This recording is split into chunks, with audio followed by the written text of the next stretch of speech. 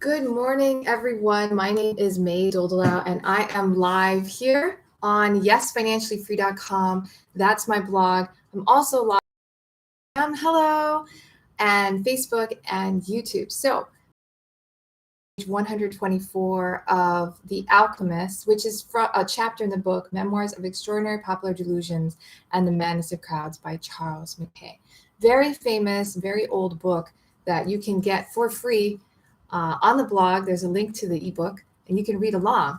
But a little bit about myself before we start continuing our reading. My name is May Doldelau. I live in Waikiki, Hawaii with my husband, Jamel, and our 7-year-old son, Jordan. We own this 2-bedroom condo in Waikiki and a 1-bedroom down the street, which is an Airbnb business. But back in 2011, I had over $40,000 of credit card debts, okay? I worked at a bank, yeah? And I dreamed of owning property. So what happened? By 2016, I paid off all my debts. I quit my job on December 23rd, 2016. Never worked a job again. And our net worth had improved by over $500,000. And our family was making almost $500 a month, every month in passive income. So I started coaching clients to do what I did. I created mastermind programs where I teach people not only how to pay down debt, but to create wealth, build your net worth, create passive income so that you can have more free time to spend with your family or to do the things that you love. For me, it was to be a full-time mom. I'm a full-time mom and homemaker. All right. That's what I do most of the time. Yesterday, I was at the beach. I was at canoes. I was actually Baby Queens in Waikiki with my son, with his surfboard. I was teaching him how to paddle up to the waves and push himself up on the board and get used to the waves so he can start surfing. So that's what I was doing yesterday during the day. All right. So just to get you an idea. Now let's start reading. I love reading. I'm reading in summer break because I'm with my son. He's not in school. He's with me. So I read. It's easier. Plus, we both learn. You and me both learn something new. And this reading has helped me a lot. So yesterday we've been reading about alchemists. Alchemists are trying to turn metal into gold. They're searching for something called a philosopher's stone. And these are different men, all of them are men so far, who spent their lives or part of their lives looking for this philosopher's stone and this method of creating gold from nothing, basically. Trithemius. The name of this eminent man has become famous in the annals of alchemy. Although he did but little to gain so questionable an honor, he was born in the year 1462 at the village of Tritum, in the electorate of Treves. His father was John Heidenberg, a vine grower in easy circumstances, who, dying when his son was but 7 years old, left him to the care of his mother. The latter married again very shortly afterwards and neglected the poor boy, the offspring of her first marriage.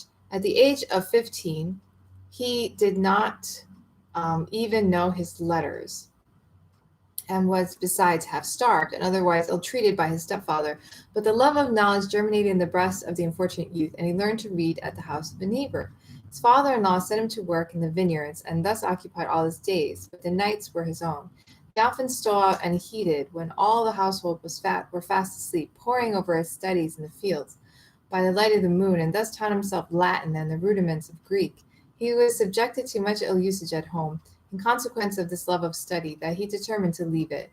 Demanding the patrimony which his father had left him, he proceeded to Treves, and assuming the name of Trithemius from that of his native village of Tritum, lived there for some months under the tuition of eminent masters by whom he was prepared for the university. At the age of 20, he took it to his head that he should like to see his mother once more, and he set out on foot from the distant university for that purpose. On his arrival near Spanheim late in the evening on a gloomy winter's day, it came on to snow so thickly that he could not proceed onwards to the town. He therefore took refuge for the night in a neighboring monastery. But the storm continued several days. The roads became impassable, and the hospital monks would not hear of his departure. He was so pleased with them and the manner of their life that he suddenly resolved to fix his abode among them and renounce the world. They were no less pleased with him and gladly received him as a brother. In the course of 2 years, although still young, he was unanimously elected their abbots. The financial affairs of the establishment had been greatly neglected. The walls of the building were falling into ruin, and everything was in disorder. Trithemius, by his good management regularity, introduced a reform in every branch of expenditure. The monastery was repaired, and a yearly surplus instead of a deficiency rewarded him for his pains. He did not see the monks idle or occupied solely between prayers for their business and chess for their relaxation. He therefore set them to work to copy the writings of eminent authors. They labored so arduously that in the course of a few years their library, which had contained only 40 volumes, was enriched with several hundred valuable manuscripts comprising many of the classical Latin authors, besides the works of the early fathers and the principal historians and philosophers of more modern date. He retained the dignity of abbot of Spineham for 21 years. When the monks, tired of the severe discipline he maintained, revolted against him, and he chose another abbot in his place. He was afterwards made abbot of St. James in Wurzburg, where he died in 1516. During his learned leisure at Spineham, he worked several works upon the occult sciences, the chief of which was an essay on geomancy, or divination by means of lines and circles on the ground, another upon sorcery, a third upon alchemy, and the fourth upon the government of the world by its preceding angels, which was translated into English and published by the famous William Lilly in 1647. It has been alleged by believers in the possibility of transmutation that the prosperity of the Abbey of Spineham, while under his superintendence, was owing more to the philosopher's stone than to wise economy.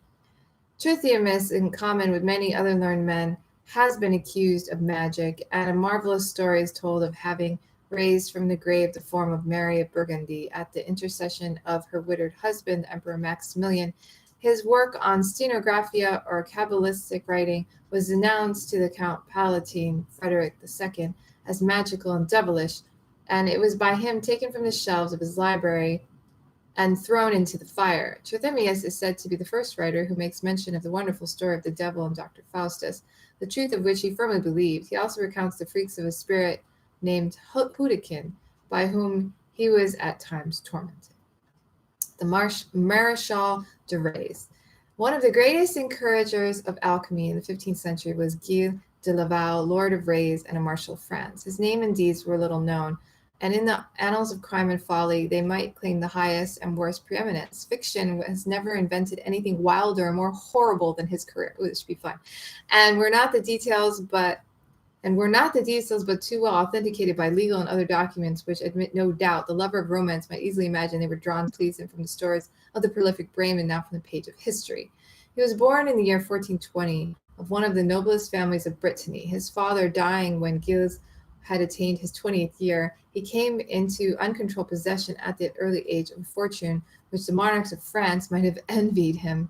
He was a near kinsman of the Montmorencys and Roncys and Crowns, possessed 15 princely domains, and had an annual revenue of about 300,000 livres. Besides this, he was handsome, learned, and brave.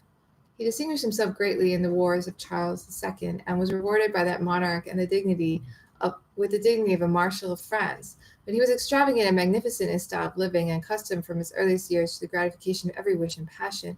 And this at last led him from vice to vice and from crime to crime, till a blacker name than his is not to be found in any record of human iniquity. Jeez.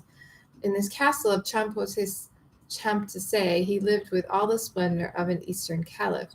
He kept up a troop of 200 horsemen to accompany him wherever he went, and his excursions for the purpose of hawking and hunting were the wonder of all the country around. So magnificent were the caparisons of his steeds and the dresses of his retainers. Day and night his castle was open all the year round to comers of every degree. He made it a rule to regale even the poorest beggar with wine and hippocras. Every day an ox was roasted whole in his spacious kitchens, besides sheep, pigs, and poultry sufficient to feed 500 persons. He was equally magnificent in his devotions. His private chapel at Champtocé was the most beautiful in France, and far surpassed any of those in the richly endowed cathedrals of Notre Dame in Paris, of Amiens, of Beauvais, or of Rouen. It was hung with cloth of gold and rich velvet. All the chandeliers were pure gold, curiously inlaid with silver. Wow. The great crucifix over the altar was of solid silver. The chalices and incense burners were of pure gold. He had besides a fine organ, which he caused to be carried from one castle to another on the shoulders of 6 men whenever he changed his residence. He kept up a choir of 25 young children of both sexes who were instructed in singing by the first musicians of the day. The master of the chapel he called a bishop, who had under him his deans, archdeacons, and vicars, each receiving great salaries, the bishop 400 crowns a year and the rest in proportion. He also maintained a whole troupe of players, including 10 dancing girls and as many ballad singers, besides Morris dancers, jugglers, and mountebanks of every description. The theater on which they performed was fitted up without any regard to expense, and they played mysteries or danced the Morris dance every evening for the entertainment of himself and household and such strangers as were sharing his prodigal hospitality. At the age of 23, he married Catherine, the wealthiest heiress of the House of Tours, for whom he furnished his castle at an expense of 100,000 crowns. His marriage was the signal for new extravagance, and he launched out more madly than ever he had done before, sending for fine singers, celebrated dancers from foreign countries to amuse him and his spouse, and instituting tilts and tournaments in his great courtyard almost every week for all the knights and nobles of the province of Brittany. The Duke of Brittany's court was not half so splendid as that of Maréchal de Rays. His utter disregard for wealth was so well known that he was made to pay 3 times its value for everything he purchased. His castle was filled with needy parasites, panderers to his pleasure, amongst whom he lavished rewards with an unsparing hand. But the ordinary round of sensual gratification ceased at last to afford him delight. He was observed to be more abstemious in the pleasures of the table and to neglect beauteous dancing girls who used formerly to occupy much of his attention. He was sometimes gloomy and reserved, and there was a natural wildness in his eyes which gave indications of incipient madness. Still, his discourse was as reasonable as ever. His urbanity to the guests that flocked from far and near to Champoset suffered no diminution. And learned priests, when they conversed with him, thought to themselves that few of the nobles of France were so well informed as Gilles de Laval. The dark rumors spread gradually over the country. Murder, and if possible, still more atrocious deeds were hinted at, and it was remarked that many young children of both sexes suddenly disappeared, were never afterwards heard of. 1 or 2 had been traced to the castle of Champoset, and had never been seen to leave it, but no one dared to accuse openly so powerful a man as Maréchal de Rays. Whenever the subject of the lost children was mentioned in his presence, he manifested the greatest astonishment at the mystery which involved their fate, and indignation against those who might be guilty of kidnapping them. Still, the world was not wholly deceived. His name became as formidable to young children as that of the devouring ogre in fairy tales, and they were taught to go miles round rather than pass under the turrets of Champoset. In the course of a few years, the reckless extravagance of the marshal drained him of all his funds, and he was obliged to put up some of his estates for sale. The Duke of Brittany entered into a treaty with him for the valuable seigneury of Ingrand, but the heirs of Gilles implored the interference of Charles II to stay the sale. Charles immediately issued an edict, which was confirmed by the provincial parliament of Brittany, forbidding him to alienate his paternal estates. Gilles had no alternative but to submit. He had nothing to support his extravagance but his allowance as the Marshal of France, which did not cover the 1/10 of his expense. A man of his habits and character could not retrench his wealthful expenditure and live reasonably. He could not dismiss without a pang his horsemen, his jesters, his Morris dancers, his choirists, and his parasites, or confine his hospitality to those who really needed it. Notwithstanding his diminished resources, he resolved to live as he had lived before and turn alchemist, that he might make gold out of iron and be still the wealthiest and most magnificent among the nobles of Brittany. Oh my goodness. Pursuance of this determination, he sent to Paris, Italy, Germany, and Spain, inviting all the adepts in the science to visit him in Champoset. The messengers he dispatched on its mission were 2 of his most needy and undiscipled dependents, Gilles de Sillé and Roger de Briqueville, the latter the obsequious panderer to his most secret and abominable pleasures. He had entrusted with the education of his motherless daughter, a child but 5 years of age, with permission that he might marry her at the proper time to any person he chose, or to himself if he liked it better. This man entered into the plans of his master with great zeal and introduced him one Prelati, an alchemist of Padua, and a physician of Poitou, who was addicted to the same pursuits. The marshal caused a splendid laboratory to be fitted up for them. The 3 commenced the search for the philosopher's stone. They were soon afterwards joined by another pretended philosopher named Anthony Palermo, who aided in their operations for upwards a year, and they all fared sumptuously at the marshal's expense, draining him of the ready money he possessed and leading him on from day to day with the hope that they would succeed in the object of their search. From time to time, new aspirants from the remotest parts of Europe arrived at his castle, And for months he had upwards of 20 alchemists at work trying to transmute copper into gold, wasting the gold, which was still his own, in drugs and elixirs. But the Lord of Rays was not a man to abide patiently their lingering processes. Pleased with their comfortable quarters, they jogged on from day to day and would have done so for years had they been permitted, but he suddenly dismissed them all with the exception of Italian Prelati and the physician Poitou. These he retained to aid him to discover the philosopher's stone by a bolder method. The Poitousan had persuaded him that the devil was the great depository of that and all other secrets, and that he would raise him before Gil, who might enter into any contract he pleased with him. Gil expressed his readiness and promised to give the devil anything but his soul, or do any deed that the enemy might impose upon him. Attended solely by the physician, he proceeded at midnight to the wild-looking place in the neighboring forest. The physician drew a magic circle around them in the sward, muttered for half an hour an invocation to the evil spirit arriving as bidding, and closed the secrets of alchemy.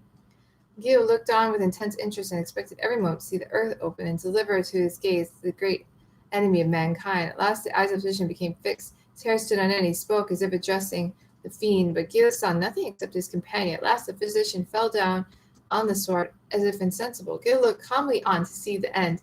After a few minutes the physician rose and asked him if he had not seen how angry the devil looked. Gil replied that he had not seen nothing, upon which his companion informed him that Beelzebub had appeared in the form of the wild leopard, growled at him savagely, and said nothing. And the reason why the marshal had neither seen nor heard him was that he hesitated in his own mind as to devoting himself entirely to the service. De Rays owned that he had indeed misgivings, and inquired what was to be done to make the devil speak out and unfold his secret. The physician replied that some person must go to Spain and Africa to collect certain herbs which only grew in those countries, and offered to go himself, if De Rays would provide the necessary funds. De Rays at once consented, and the physician set out on the following day with all the gold that his dupe could spare him, and Marshall never saw his face again. But the eager lord of Champtocé could not rest. Gold was necessary for his pleasures, and unless by supernatural aid he had no means of procuring any further supplies. The physician was hardly 20 leagues on his journey before Gilles resolved to make another effort to force the devil to divulge the art of gold making. He went out alone for that purpose, but all of his conjurations were of no effort. Beelzebub was obstinate and would not appear. Determined to conquer him if he could, he unbosomed himself to the Italian alchemist Prelati. The latter offered to undertake the business on the condition that De Ray did not interfere in the conjurations, and consented besides to furnish him with all the charms and talismans that might be required. He was further to open a vein in his arm and sign with his blood a contract that he would work with the devil's will in all things, and offer up to him a sacrifice of the heart, lungs, hands, eyes, and the blood of a young child. Jeez Louise. The grasping monomaniac made no hesitation, oh my God, but agreed at once to the disgusting terms proposed to him. The following night Prelati went out alone, and after having been absent for 2 or 3 hours, returned to Gil, sat anxiously awaiting him. Prelati then informed him that he had seen the devil in the shape of a handsome youth of 20. Further said that the devil desired to be called Baron in all further invocations, and had shewn him a great number of ingots of pure gold, buried under a large oak in the neighborhood forest, all of which, and as many more as he desired, should become property of the Marshal de Ray if he remained firm, and broke no condition of the contract. Prelati further shewed him a small casket of black dust, which would turn iron into gold, but as the process was very troublesome, he advised that they should be contented with the ingots they found under the oak tree, which would more than supply all the wants for the most extravagant imagination could desire. They were not, however, to attempt to look for the gold till a period of 7 times 7 weeks, or they would find nothing but slates and stones for their pains. Gilles expressed the utmost chagrin and disappointment, and at once said that he could not wait for so long a period. If the devil were not more prompt, Prelati might tell him that the Marechal de Rays was not to be trifled with, and would decline all further communication with him. Prelati at last persuaded him to wait 7 times 7 days. They then went at midnight with picks and shovels to dig up the grounds under the oak, where they found nothing to reward them but a great quantity of slates marked with hieroglyphics. It was now Prelati's turn to be angry, and he loudly swore that the devil was nothing but a liar and a cheat. The marshal joined cordially in the opinion, but was easily persuaded by the cunning Italian to make one more trial. God, he promised at the same time they would endeavor on the following night to discover the reason why the devil had broken his word. He went out alone accordingly, and on his return informed his patron that he had seen Baron, who was exceedingly angry that they had not waited the proper time ere they looked for the ingots. Baron had also said that the Marshal de Reyes could hardly expect any favors from him at a time when he must know that he had been meditating a pilgrimage to the Holy Land to make atonement for his sins. The Italian had doubtless surmised this from some incautious expression of his patron, for de Reyes frankly confessed that there were times when, sick of the world and all the pomps and vanities, he thought of devoting himself to the service of God. In this manner, the Italian lured on from month to month to his credulous and guilty patron, extracting from him all the valuables he possessed and only waiting a favorable opportunity to camp with his plunder. But the day of retribution was at hand for both. Young girls and boys continued to disappear in the mysterious manner, and the rumors against the owner of Champtocé grew so loud and distinct that the church was compelled to interfere. Representations were made by the Bishop of Nantes to the Duke of Brittany, and it would be a public scandal if the accusations against the Marshal de Reyes was not inquired into. He was arrested accordingly in his castle, along with his accomplice Prelati, and thrown in a dungeon to Nantes to await his trial. The judges appointed to try him were Bishop de Nantes, Chancellor of Brittany, the Vicar of Inquisition in France, and the celebrated Pierre L'Hopital, President of the Provincial Parliament. The offenses laid to his charge were sorcery, sodomy, and murder. Gilles, on the first day of his trial, conducted himself with utmost insolence. He braved the judges on the judgment seat, calling them simoniacs and persons of impure life, said he would rather be hanged by the neck like a dog without trial than plead either guilty or not guilty before such contemptible miscreants. But his confidence forsook him as the trial proceeded, and he was found guilty on the clearest evidence of all crimes laid to his charge. It was proved that he took insane pleasure in stabbing the victims of his lust and in observing the quivering of their flesh and the fading luster of their eyes as they expired. The confession of Prelati first made the judges acquainted with this horrid madness, and Gilles himself confirmed it before his death.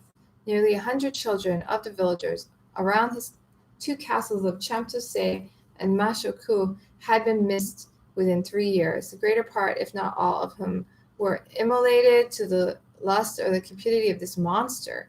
He imagined that he thus made the devil his friend, and his recompense would be the secret of the philosopher's stone.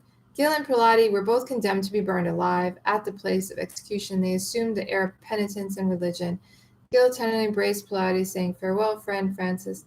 In this world we shall never meet again, but let us place our hopes in God. We shall see each other in paradise." Out of consideration for his high rank and connections, the punishment of the marshal was so far mitigated that he was not burned alive like Prelati. He was first strangled and then thrown into the flames. His body, when half consumed, was given over to his relatives for interment, while that of the Italian was burned to ashes and then scattered to the winds. Holy guacamole, what a story that was. That was insane. Okay, we're done for today. If you're on YouTube, subscribe to the channel. We'll see you again